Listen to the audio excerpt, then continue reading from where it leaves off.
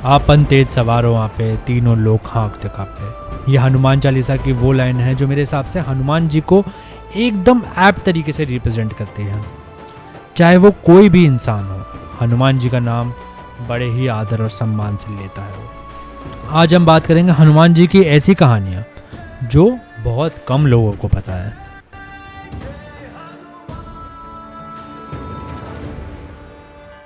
अंजनी पुत्र पवन सुत नामा। ये तो सभी जानते हैं कि हनुमान जी की माता अंजनी थी और पिता पवन देव। पर क्या आप जानते हैं हनुमान जी और श्री राम जी का रिश्ता बहुत पुराना है। उनके पैदा होने से पहले से भी उन दोनों का रिश्ता है। क्यों चौंक गए ना? ये कहानी तब शुरू होती है जब राजा दशरथ की 3 रानियां थी और उनको कोई संतान नहीं थी तीनों रानियों से। तब वो एक हवन करते हैं अग्निदेव का। अग्निदेव प्रसन्न होते हैं और उन्हें खीर का पात्र देते हैं। खीर का पात्र वो अपनी रानियों में बांट देते हैं। तभी एक चिड़िया मुंह में खीर के थोड़े दाने दबाकर उड़ जाती है वहाँ से, और पवन देव उन खीर के दानों को माता अंजनी की हथेली पे लाकर रख देते हैं। तब माता अंजनी उनको खाती हैं, जिनसे महाबली हनुमान पैदा होते हैं। पर बचपन से इनका नाम हनुमान नहीं था। बचपन में इनका नाम रखा गया था मारुति। फिर इनका नाम हनुमान कैसे पड़ा? युग सहस्त्र जोजन पर भानु, लील्योताय मधुर फल जानू। हनुमान चालीसा का ये श्लोक हनुमान जी को अपना नाम मिलने की कहानी की तरफ इशारा करता है। तो हुआ कुछ यूँ था, जब हनुमान जी बालक थे, छोटे बच्चे थे, तब वो एक बार नींद से उठे और उठते ही सूरज को पेड़ की टहनियों में से देखकर उन्हें वो एक लटकता हुआ आम लगा। हनुमान जी ने ये छलांग लगाई और सीधा पहुंच गए अंतरिक्ष में, सूरज के पास।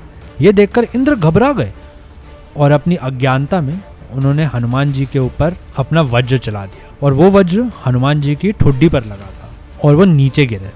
तभी पवन देव ने उन्हें गिरता देख पकड़ लिया और गुस्से में धरती की सारी हवा खींच ली। तब सारे देव परेशान हो गए, क्योंकि हवा के बिना जीवन असंभव था। सारे देव आए, हनुमान जी को उनके प्राण वापस लौटाए और उन्हें बहुत सारे वरदान दिए, जिसमें से एक उनका नया नाम भी था, हनुमान, जिसका मतलब है डिसफिगर्ड जॉ। तुम रक्षक काहू को डरना। हनुमान जी के होते हुए इंसानों को तो क्या, देवताओं को भी कोई डर नहीं है। वैसे तो इसकी अनगिनत कहानियां हैं, बट इसकी शुरुआत होती है रामायण से। रामायण में भी वो वाला इंसिडेंस जब लक्ष्मण जी को मेघनाथ तीर मार देते हैं छल से और उनको मूर्छा आ जाती है।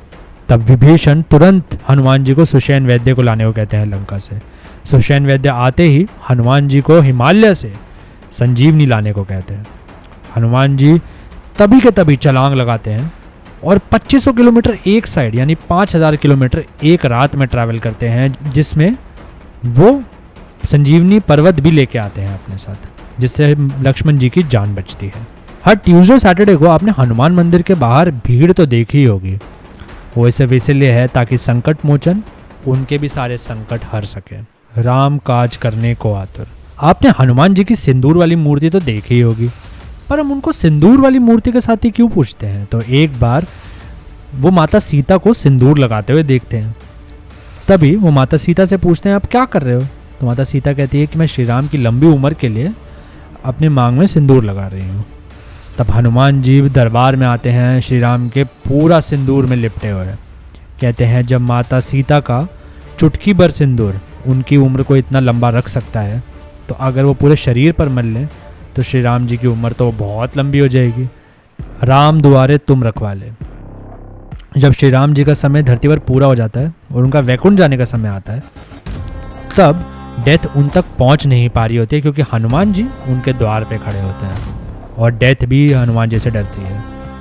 तब श्री राम जी हनुमान जी को वहाँ से हटाने के लिए अपनी अंगूठी को एक दरार में गिरा देते हैं और हनुमान जी को कहते हैं कि वो अंगूठी ले आओ मेरी। हनुमान जी अपना साइज छोटा कर कर पाताल लोक में जाते हैं। वहाँ अंगूठी ढूंढ रहे होते हैं, तभी पाताल का राजा वहाँ आता है और उनसे उनके आने का कारण पूछता है। तब हनुमान जी बताते हैं कि वो अपने प्रभु श्री राम की अंगूठी ढूंढने आए हैं। तो वो राजा कहता है कौन से श्री राम की बात कर रहे हो? और ऐसा कहकर उन्हें अंगूठियों का पूरा पहाड़ दिखाता है और उन्हें फिर बताता है कि हर यूनिवर्स में एक श्री राम है, जिनका समय जब पूरा हो जाता है वो अपनी अंगूठी दरार में गिराते हैं। हनुमान जी अंगूठी लेने आते हैं और ये जानकर कि उनके प्रभु श्री राम ने धरती छोड़ दी है उदास होकर वापस चले जाते हैं। तो हनुमान जी ने मल्टीवर्स भी देखा है। भूत पिशाच निकट नहीं आवे, महावीर जब नाम सुनावे।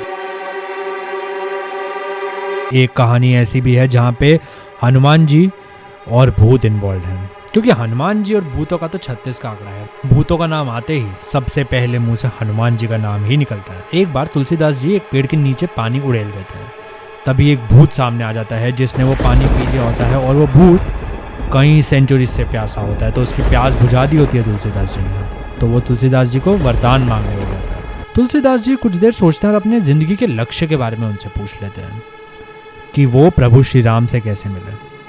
तब वो भूत कहता है कि डायरेक्टली थोड़ी मिलोगे, आपको उसके एजेंट से मिलना पड़ेगा सबसे पहले।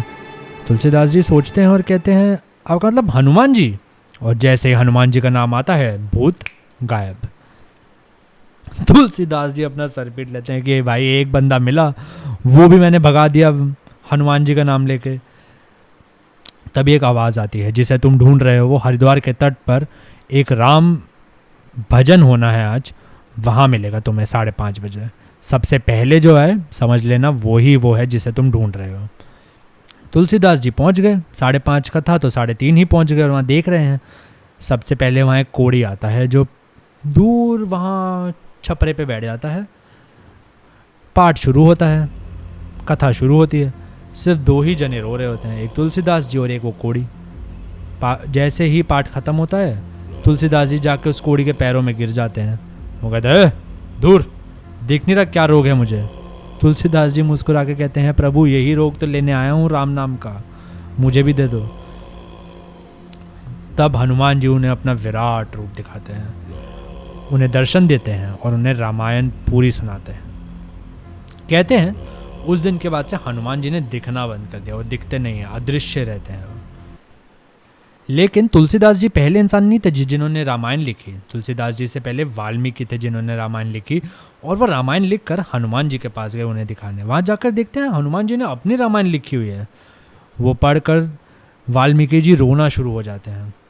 हनुमान जी जब उनसे उनके रोने का कारण पूछते हैं तो वाल्मीकि जी कहते हैं कि तुम्हारी रामायण इतनी अच्छी है कि मेरी पढ़ेगा कौन। ये सुनकर हनुमान जी अपनी रामायण को डिस्ट्रॉय कर देते हैं, खा लेते हैं, ये कहकर कि मैंने अपनी रामायण किसी वाहवाही के लिए नहीं लिखी है, मैंने अपनी रामायण सिर्फ और सिर्फ अपने प्रभु श्री राम को याद करने के लिए लिखी है।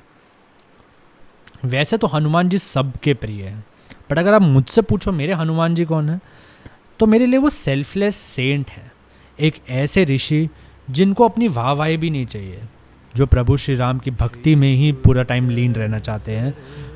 उनको ना ही उनकी भक्ति से कोई मतलब है, ना ही वो चाहिए उन्हें, और ना ही कोई अर्पण चाहिए उन्हें। तभी हनुमान चालीसा में भी कहा गया है तुमरे भजन राम को पावे, और इनकी भक्ति शुरू करो तो इवेंचुअली श्री राम जी की भक्ति ही करने लग जाते हैं लोग। और कहते हैं कि ये अमर है, आज भी ये धरती पर कहीं हैं, और अगर ऐसा है तो जैसे ही इन्हें याद करो तो ऐसा तुम्हें प्रतीत होगा कि ये तुम्हारे दिल में ही विराजमान हो गए हैं, तुम्हारे दिल में ही आ गए हैं।